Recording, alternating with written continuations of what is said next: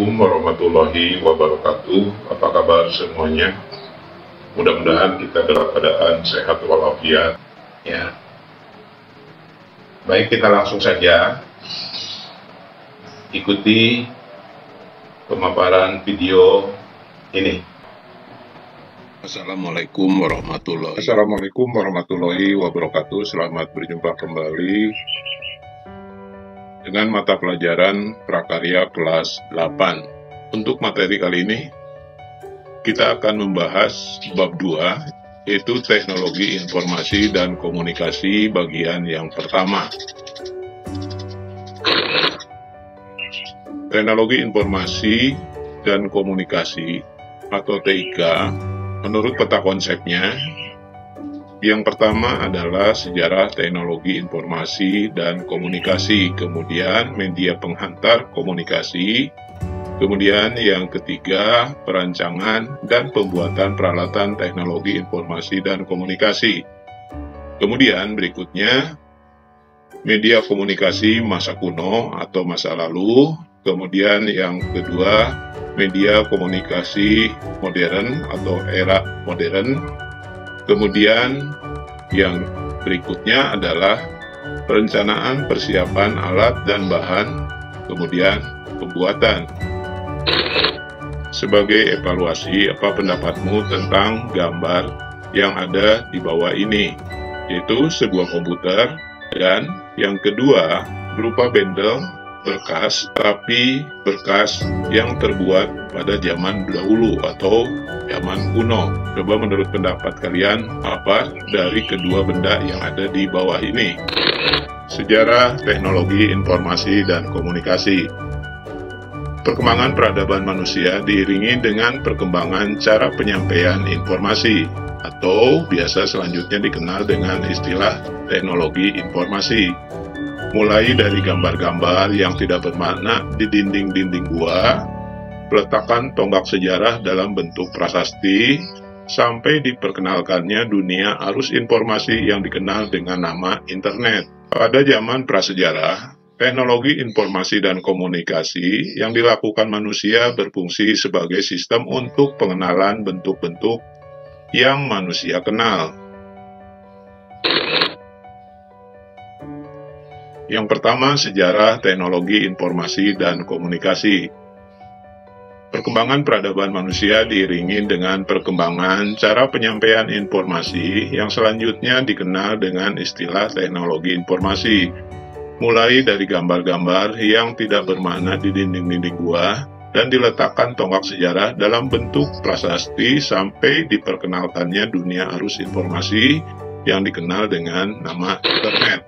Untuk menggambarkan informasi yang diperoleh, mereka menggambarkannya di dinding gua dengan berburu dan juga tentang binatang-binatang buruannya. Pada masa tersebut, manusia mulai mengidentifikasi benda-benda yang ada di sekitar lingkungan tempat tinggal mereka, kemudian melukiskannya pada dinding gua tempat tinggalnya. Komunikasi manusia pada zaman ini berupa suara dengusan dan menggunakan isyarat tangan. Pada zaman sejarah mulai diciptakan dan digunakan alat-alat yang menghasilkan bunyi dan isyarat seperti gendang, trompet, yang terbuat dari tanduk binatang, dan isyarat-isyarat sebagai alat pemberi tanda peringatan terhadap adanya bahaya. Perkembangan sistem informasi tersaji dalam periode sebagai berikut. 3000 tahun sebelum Masehi, untuk pertama kalinya tulisan digunakan oleh bangsa Sumeria dengan menggunakan simbol-simbol yang dibentuk dari piktografi sebagai huruf. Simbol atau huruf-huruf ini juga mempunyai bentuk bunyi atau penyebutan yang berbeda sehingga mampu menjadi kata, kalimat, dan bahasa.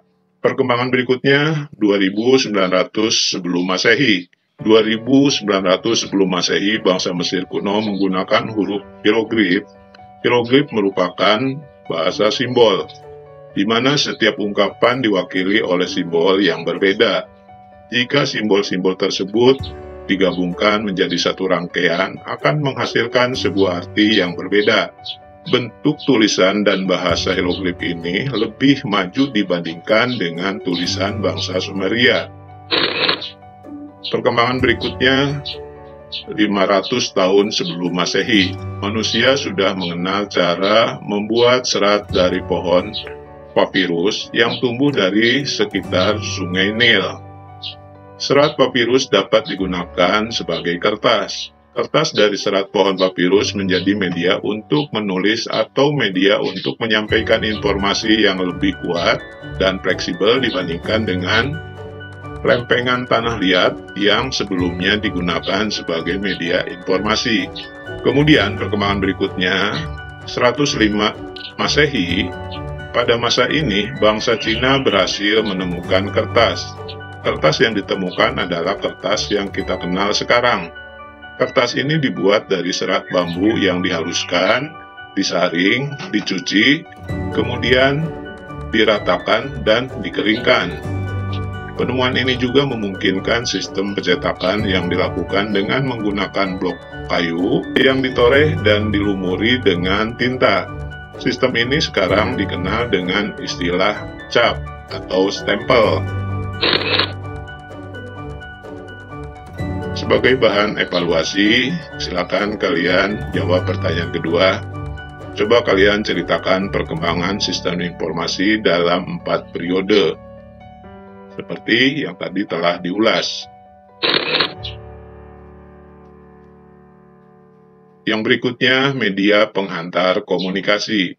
Seiring dengan kemajuan bidang ilmu pengetahuan dan teknologi, perkembangan komunikasi dan informasi saat ini berjalan begitu cepat. Saat ini hampir semua orang telah bersinggungan dengan teknologi informasi dan komunikasi.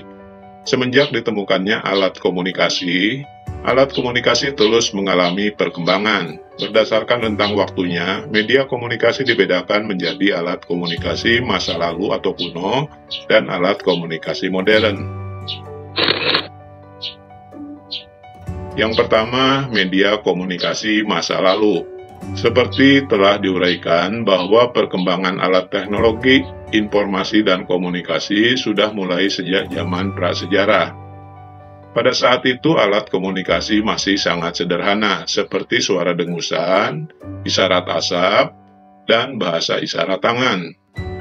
Komunikasi adalah penyampaian pesan atau informasi oleh seseorang kepada orang lain atau pihak lain secara langsung, baik itu lisan maupun tidak langsung, yaitu menggunakan alat atau media komunikasi.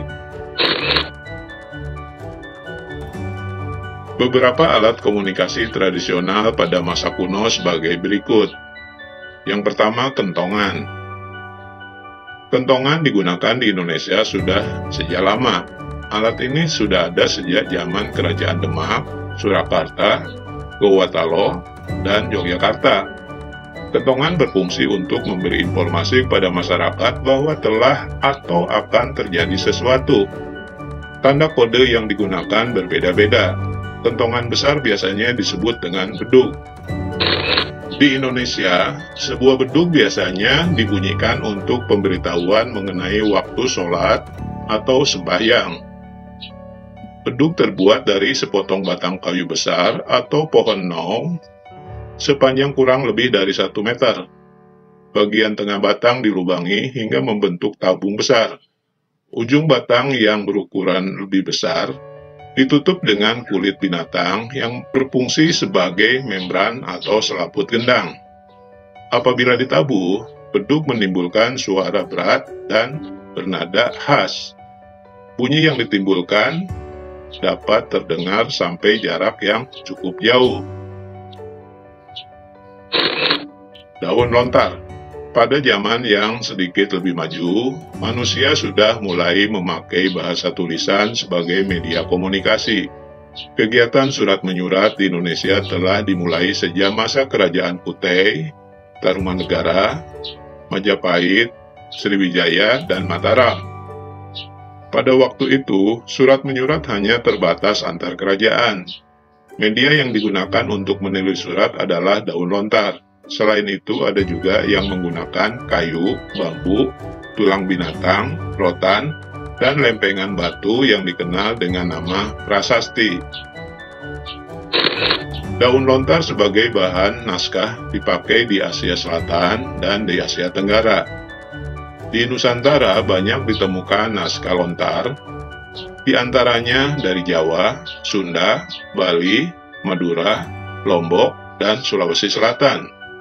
Di Sulawesi Selatan, lontar dikenal dengan sebutan lontara. Lontar di Sulawesi Selatan disambung-sambung sampai panjang dan digulung menyerupai sebuah kaset. Yang ketiga, atau C, lonceng.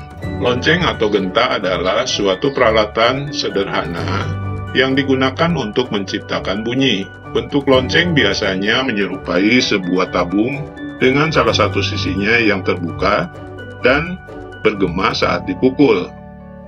Alat untuk memukul dapat berupa kayu atau besi. Lonceng pada umumnya dibuat dari logam. Lonceng juga banyak digunakan dalam peribadatan beberapa agama di dunia sebagai penanda waktu ibadah atau beberapa ritual. Seiring berkembangnya teknologi komunikasi, pada masa modern ini, lonceng sudah jarang digunakan. Meskipun demikian, ada beberapa tempat masih tetap menggunakannya untuk keperluan umum. Contohnya masih ada beberapa sekolah yang menggunakan lonceng sebagai tanda pergantian jam pelajaran, jam istirahat, jam masuk kelas, dan juga untuk pengumuman. E. Prasasti. Prasasti adalah piagam atau dokumen yang ditulis pada bahan yang keras dan tahan lama. Dalam pengertian modern di Indonesia, prasasti sering dikaitkan dengan tulisan di batu nisan atau gedung, terutama pada saat peletakan batu pertama atau peresmian suatu proyek pembangunan lainnya. Trompet dari tanduk hewan. Dahulu bunyi trompet digunakan sebagai alat komunikasi untuk menandai dimulainya atau berakhirnya kegiatan-kegiatan tertentu. Trompet juga digunakan saat perang untuk menandai perintah dan pergerakan pasukan. Yang berikutnya, trompet keong. Trompet keong sejak dulu telah dijadikan sebagai penanda perkumpulan atau terjadinya suatu peristiwa agar dapat berkumpul. Sehingga saat ini, trompet keong masih digunakan dalam acara adat terutama di daerah pesisir. Yang berikutnya, asap. Secara umum, sinyal asap digunakan untuk mengirimkan berita sinyal bahaya sebagai tanda darurat atau mengumpulkan orang banyak ke suatu tempat. Alat komunikasi ini biasa digunakan untuk mengirimkan suatu pesan rahasia kepada teman-teman atau lawan. Alat komunikasi ini biasanya digunakan untuk mengirimkan suatu pesan rahasia kepada teman-teman atau lawan. Serat papirus. Serat papirus digunakan pada masa 500 tahun sebelum Masehi di daerah Sungai Nil sebagai media menyampaikan informasi. Serat ini dibuat dari serat pohon papirus. Dan berikutnya, piktografi. Piktografi digunakan pada masa 3000 sebelum Masehi, yaitu di Sumeria.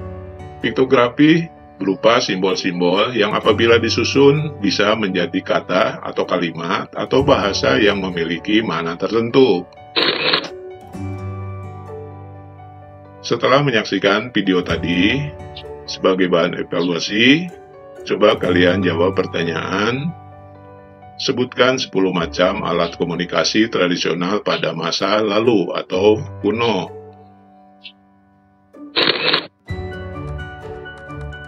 Sekian materi untuk hari ini, sampai jumpa di materi berikutnya. Untuk materi berikutnya adalah media komunikasi modern. Wassalamualaikum warahmatullahi wabarakatuh. Terima kasih.